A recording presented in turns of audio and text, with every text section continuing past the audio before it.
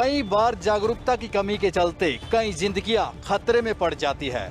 एक ऐसा ही मामला पानीपत में सामने आया है, जहां बिना परमिशन के चल रहे एक नशा मुक्ति केंद्र का जब खुलासा हुआ तो वाकया में खुलासे हैरान कर देने वाले थे।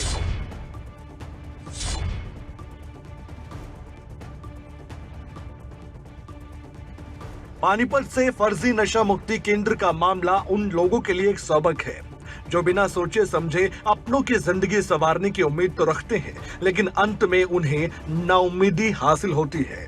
ये लोग पानीपत के भिंजोल गांव में नशा मुक्ति केंद्र में नशा छोड़ने के लिए गए थे, लेकिन इस फर्जी नशा मुक्ति केंद्र ने इन लोगों की जिंदगी का सुकून छीन लिया।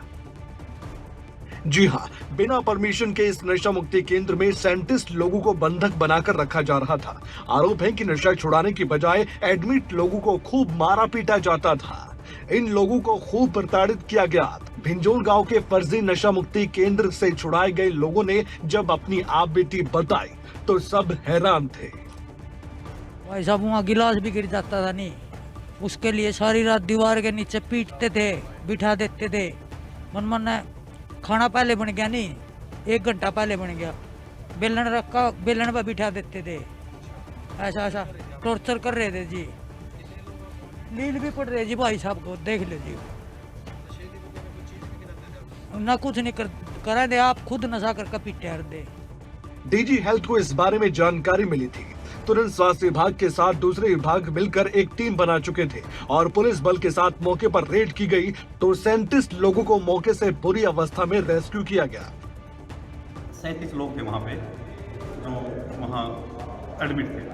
दूसरा कि हमने कुछ तंबाकू के पैकेट वहाँ देखे हैं, मिले हैं वहाँ पे, जो हमने अपनी कस्टडी में ले लिए हैं। खैनी के पैकेट वहाँ पे मिले हैं और 6-7 बंडल जो बीड़ी के बंडल पैक थे, वो माचिस, वो सारे हमने अपने कस्टडी में ले लिया है और आगे कार्रवाई जारी है। कितने समय से चल रहा था, तो जानते हैं? वैसे वो तो झूठ ही बोल रहे थे। कुछ तो कहा जी 6 महीने से था, कुछ लोगों ने कहा जी मैं तो 2 साल से यहीं एडमिट हूँ। इसका मतलब ये 6-7 महीने से तो चल रहा था। फिलहाल सभी पीड़ित लोगों को नशा मुक्ति केंद्र से छुड़ाकर सरकारी अस्पताल में रखा गया है, लेकिन हैरानी की बात है कि जिस नशा मुक्ति केंद्र पर ये आरोप लगे हैं वो पूरी तरह से इलीगल चल रहा था। किसी प्रकार की कोई भी परमिशन नहीं ली गई थी। छानबीन करने के बाद में उन लोगों की कुछ स्टेटमेंट हमने रिकॉर्ड की हैं जो वहाँ पे एडमिट थे, उनसे बातचीत की और फिर इसकी दवाइयाँ वगैरह भी हमने सर्च आउट की हैं। अब इसकी रिपोर्ट बनाकर अब जो ना इनको हम जो ना पुलिस को सबमिट कर देंगे, FIR लॉन्च कराएंगे, क्योंकि ये सेंटर इलीगल पाया गया है, इनके पास कोई डॉक्यूमेंट नहीं है।